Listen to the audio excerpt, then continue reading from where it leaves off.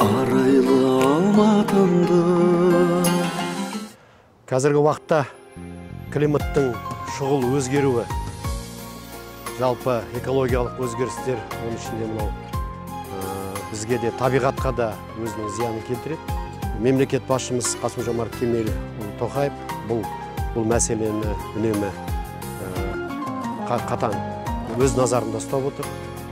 Президентіміз 2023 жылы 2 қаңтарда өсімдіктер дүниесі заңына қол қойылған болатын. Осы заңның аясында жасыл желектерді күтіп бағу, табиғатымыз жақсарту деген мәселе Қазақстанда қорғалып жатыр. Ағаштар егіліп, жан-жақты экологияны дұрыстау мәселесі басты назарда. Қазіргі таңда Алматыда 70 000 гектар жерде жасыл желекпен 36% жасыл желекпен қамтылған. Ол деген экологияға әсер етеді. Оның үстіне өздеріңізге мәлім, Алматы қаласында 4 миллионнан астам ағаштар бар. Сол ағаштардың жартысынан көбісі ол қартайған ағаштар.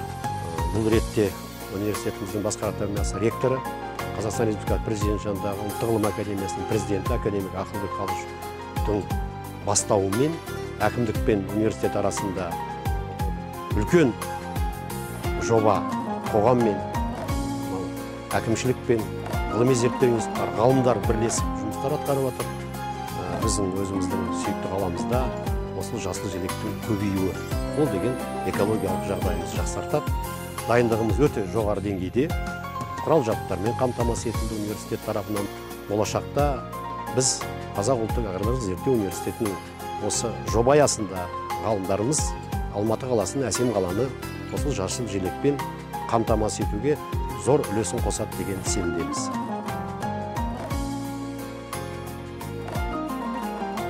Міне Қазақ ұлттық аграрлық зерттеу университеті осы былтырғы жылдары осы Алматының жасыл желектері туралы мәселені көтерген болатын. Сол мәселені көтерген кезде ең алдымен бұл ағаштардың көбі қартайып тұр, көп қураған ағаштар бар. Ол ағаштар құлап, мына адамдарға, техникаларға қауіп келтіруде. Сол себепті біздің осы университеттің басқарма төрағасы, ректоры Күшбаев Ақылбек Қажығұлының бастауымен осы 2 жылдық жобаны Алматы қаласының әкімшілігі қолдап, қазіргі уақытта біз осы жұмысты бастадық.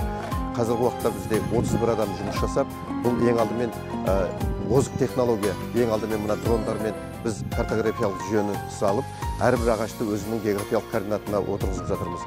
Екіншіден, 31 таксатор, қазіргі уақытта оны 51 адамға дейін көбейтеміз. 31 адам таксациялық жұмыстар жасап, әр ағаштың мына санитарлық жағдайын анықтап, ол ағашқа болашақта не істеу керек, осы алдыңғы 5 жылда қандай күтім жұмыстарын жүргізу керек, санитарлық жағдай қалай, соны анықтап, осы жұмыстарды жүргізіп жатырмыз.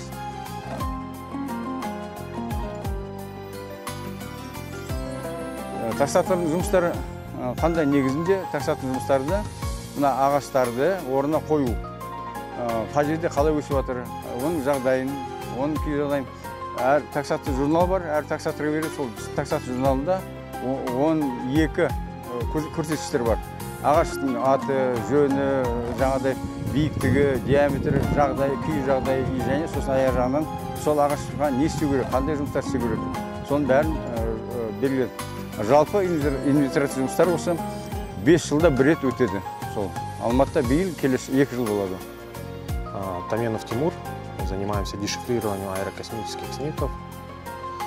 На данном этапе нашей рабочей группы дистанционного зондирования проводится дешифрирование аэрокосмических снимков. Отдельные участки будут покрываться с использованием беспилотных летательных аппаратов.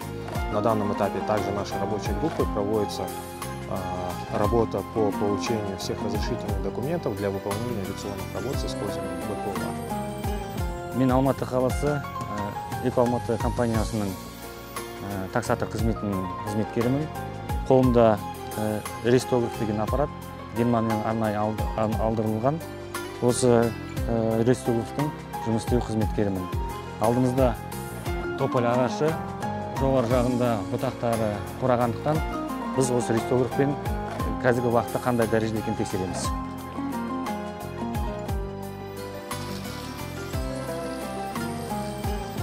Қазіргі жағдайда терек ағашының ішкі құрылысын тексеру барысында біздің аппаратымыз мынандай көрсетімдер көрсетті.